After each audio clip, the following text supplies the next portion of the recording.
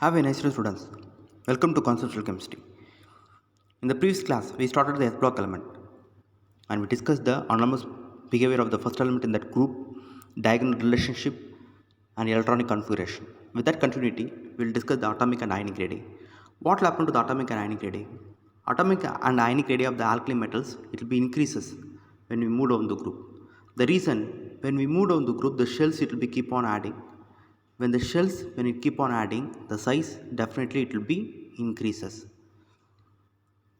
Alkali metals it will form monovalent cation. Why it will form the monovalent cation? Because we already know that in the outermost shell there is one electron. When it lost one electron, definitely it will form the monovalent cation only. Then the cationic radius is less compared to the parent atom. Why the cationic radius is less than compared to the parent atom means here the sodium we are taking. So the structure of the sodium it will be like this. In the first shell 2 electron, second shell 8, and the third shell 1 electron. So when it loses this 1 electron, when it lost the 1 electron, then it will become Na plus. So the Na plus, if you see, if I want to draw in the first shell 2 and second shell 8, in the third shell there is no electron because the electron it lost. So now if we find the atomic radius for the sodium ion, the cation, it will be less compared to the parent atom. So that is the statement saying. So the cationic radius it will be less than the parent atom. Then what will happen to the ionization enthalpy when we move down the group? So here also the same concept. When we move down the group, the shells it will be keep on adding and the size increases. As the size increases, the nuclear force of attraction between the center part of the nucleus and the outermost electron it will be less. It will be less. So what will happen means when it is less, we no need to supply more energy to remove the outermost electron. We can supply less amount of energy and we can remove the outermost electron. So you want to know the definition of ionization enthalpy. Ionization enthalpy is the amount of energy required to remove the outermost electron. The amount of energy required to remove the outermost electron, that we can call that as a ionization enthalpy. So as the size increases, the nuclear force of attraction is less and we can remove the outermost electron very easily. And without considering the screening effect, I am saying this. If you consider the screening effect, then it will be changed. We will discuss in the upcoming sections. Hydration enthalpy. What will be the hydration enthalpy? So if we take 1 mole of iron, how much energy it will be released when it get hydrated? That we can call as a hydration enthalpy. So what will happen to the hydration enthalpy when we move on the group, whether it will be increase or decreases? So this, if you want to understand, means you want to consider the size only. So we know that what we know means in the first group element, which will be smaller size, lithium it will be smaller size, and which will be bigger size, the cesium it will be bigger in size. So now we can take one example. The small size one stone is there and big size one stone is there. Which stone you can make it wet very easily? Which stone you can make it wet very easily? So the small stone you can make it wet very easily compared to the big stone, because the big stone it will be wet but it takes some time, but small stone within a fraction of a second we can make it into wet. So here the same thing only, if the size is small, the hydration enthalpy it will be greater. That means this ions now once they added to the water, large amount of water molecule, it will be suddenly it will go and it will surround the small size of lithium. So the size is very small, so this will be happen very fast. So the hydration enthalpy here for the lithium it will be more. The reason is the size is small. Here also the same thing it will take place, but it takes more time. But it takes more time because the size is more. As the size is more, the surrounding of the water molecule it takes more time. So the hydration takes some time. So the hydration enthalpy for the cesium it will be less. The reason is the size is more. But in lithium, the hydration enthalpy is greater because the size is smaller. So this is represented in the diagram, so you can note it. So the lithium ion it will have a high hydration enthalpy compared to the sodium ion. So which will have a very less hydration enthalpy. Cesium ion it will have a less hydration enthalpy. Then go to the physical property. So all the alkali metals it will be silvery white and soft and light metals. They generally it will have a low density, but this density it will be increases by increasing in the atomic number. Then alkali metals it will impact color. So any alkali metals if you try to take in the spatula, and if you try to introduce in the flame means definitely it will give you a different characteristic color. So why it giving the different color means, the reason in all the alkali metals if you see the outermost shell one electron it will be there. In the outermost shell one electron, when we are heating this electron from the ground state, it will be easily go to the excited state. The electron it will move from ground state to excited state very easily when we are heating it. Then in the excited state it will not stay for a long time, it will come back. When it come back, it will emit radiation in the visible region. So when it emit radiation in the visible region, it will give different colors. For example, sodium it will give yellow, calcium it will give brick red, and strontium it will give crimson red. So this property, so the impacting nature of the different color giving property, it will be helpful for the flame test. By the flame test we can able to identify the alkali metals. This you do in the practicals. So flame test which is used to identify the alkali metals with the distinguished colors. Then chemical property. What will happen to the alkali metals when it react with the air? So all the alkali metals when it react with the air, it will form the oxides. So the reactivity also it will be increases when you move down the group, because when you move down the group, the formation of ions it will form very easily. As the size increases, the electron it will be removed very easily, and the formation of ion it will be happen very fastly. So the reactivity also it will be increases. Then reaction with water. What will happen when the alkali metals when it react with the water? So here the M it represents the alkali metals. So alkali metals when it react with the water, it will form the hydroxides. So any metal, any alkali metal when it react with the water, it will form the metallic hydroxide with the liberation of hydrogen. So what will happen to the alkali metals when it react with the hydrogen? Alkali metals when it react with the hydrogen at high temperature, it will form the hydrates. So it will form the hydrate. This ionic character of the hydrates, it will be increases from lithium to cesium. Why it increase from lithium to cesium means again the same concept. When you move from lithium to cesium, the size increases. As the size increases, the formation of ion it will be very fast in the cesium. So it will easily react with the hydrogen and it will form the lithium hydrates. Cesium hydrate very fastly. So the ionic character of the hydrates it will be increases when we move down the group. Then reaction with the halogens. So all the alkali metals when it react with the halogen, it will form the metallic halides. The metallic halides it will have a high melting and boiling point. The reason it will have a positive and negative charge, due to that the electrostatic force of attraction is there. Due to the electrostatic force of attraction, the melting and boiling point will be greater. And as we know, the alkali metals are very highly reactive. Due to the high reactive, it will easily react to the moisture and water. To prevent that reaction, generally the alkali metals it will be stored in the kerosene oil or paraffin wax. So what will be the order of reactivity of alkali metals with the halogens? So alkali metals to which halogen it will react very fast means the fluoride. The reason is the fluorine it will be less in size. So if the size is small, then the reactivity will be more. And the iodine it will be less reactive because the size is bigger. If the size is bigger, then the reactivity will be less. So if the size is small, the alternativity it will be more. So the reactivity it will be very higher with the alkali metals. Then reactivity with the halogens, again the same concept only.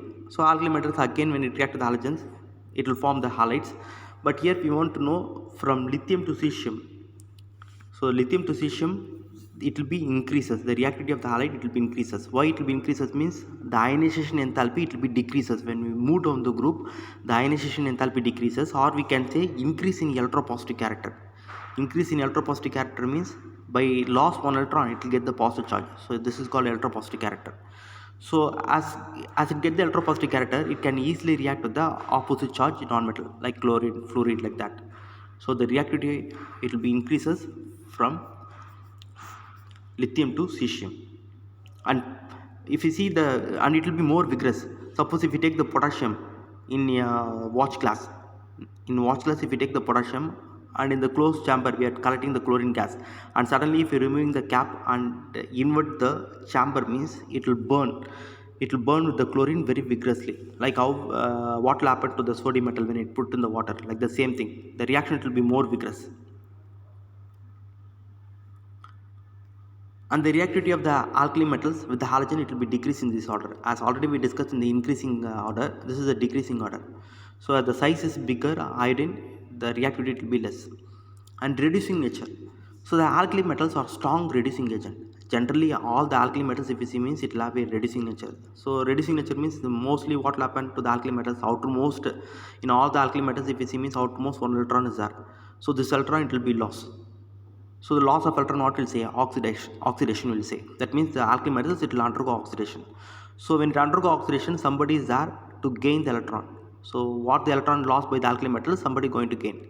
So the reduction take place. So only we calling that alkali metals as a reducing agent. So the reducing agent which will be more means the reducing agent generally from lithium to cesium it will be keep on increases. So the reducing agent it will be keep on increases like this. That means lithium it will be a weak reducing agent and cesium it will be more reducing agent. But this will be considered for the free state. In the free state the lithium it will be weak reducing agent and the cesium it will be more reducing agent. But if we take in the water, in the solvation, in the solutions, in the solution which will be a strong reducing agent means the lithium it will have a strong reducing agent. Why the lithium it will be a strong reducing agent? The reason, the lithium it will have a high hydration enthalpy, what we discussed in the previous slide. The lithium it will have a very high hydration enthalpy, so it will be a strong reducing agent in the solution. So first lithium from the solid state it will be changed into gaseous state, we can call that a sublimation enthalpy. Then from the gaseous state to ionic state, ionization enthalpy, that ion it will react to the water and it will form the hydrated one, so that we can call it as hydration enthalpy. So the hydration enthalpy due to the small size it is greater, and due to that the reducing nature also it will be more. In solution lithium it will be strong reducing agent compared to the other elements in that group. Then solubility in liquid ammonia. What will happen to the alkali metals when it react to the liquid ammonia? So generally if you take the sodium and if you drop in the ammonia, liquid ammonia, what will happen means suddenly the metal, so it will form a cation as well as ammoniated electron. So, metallic form of the ammonium and the electronic form of ammonium. So this ammoniated electron it will give a blue color. The blue color it will be paramagnetic nature. The reason is it have only one unpaired electron, so due to that it will produce a paramagnetic. And suppose again this ammoniated electron if it treat with the sodium, this ammoniated electron if it treat with the sodium, then it will give the sodium amide. It will give the sodium amide with the liberation of hydrogen gas. The liberation of hydrogen gas. So when the concentration of the sodium when it increases, this blue solution it will be slowly change into bronze. It will slowly change into bronze, then it will become diamagnetic because there is no unpaired electron, so it will become diamagnetic. So when it is paramagnetic it will give the blue solution. When it is diamagnetic the color it will be changed from blue to bronze.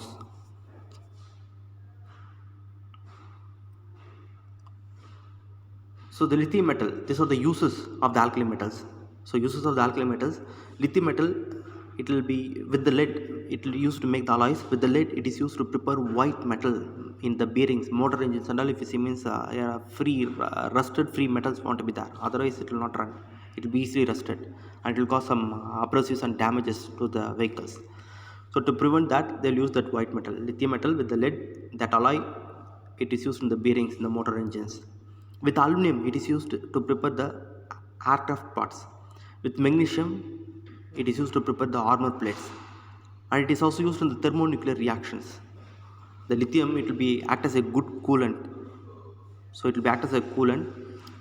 Then lithium also used to make the electrochemical cells. The sodium when you mix with the lead it is used in the anti-knocking agent. That means lead tetraethyl and lead tetramethyl it have a anti-knocking property. Anti-knocking property means it will increase the burning ignition and it will increase the octane ratings. So suppose some fuel it will not burn suddenly, so a lot of fuel what we are using it will be wasted. So if you use this type of tetramethyl lead and tetraethyl lead, the anti-knocking property it will be increases, so the rate of combustion it will be more. It helps to burn within a single spark. So but nowadays we are not using that lead because the lead it will be harmful for the health. For that purpose now what the petrol we are using it will be lead free petrol, because we know that lead poisoning it will be very serious, it causes some serious damages like kidney problem, brain damage like that. So lithium sodium metal it is used as a coolant in the fast breeder nuclear reactors. For that purpose also the alkali metals it is used. Then potassium it has a vital role in biological system. As we know potassium chloride it is used in the mixed fertilizer to prepare the mixed fertilizer like NPK fertilizer. In that the potassium is very important. Then potassium hydroxide is used in the manufacture of liquid soap. That only they mentioned as soft soap. For the liquid soap they use the potassium hydroxide. And it is also used as the excellent absorbent in the carbon dioxide. And cesium is very important. It is a device in the photoelectric cells, because the photoelectric cell if you see means when the sunlight when it come what will happen, it will easily lose electron. When the light when it pass to the cesium cells, so it can easily remove this electron. So once the electron it will be removed, then this electron can move, it will help to conduct the electric current. So for that purpose, the cesium it is used in the photoelectric cells. So in the next section, we will discuss the chemical properties of the alkali metal, students. Thanks for watching. If you like, subscribe and share.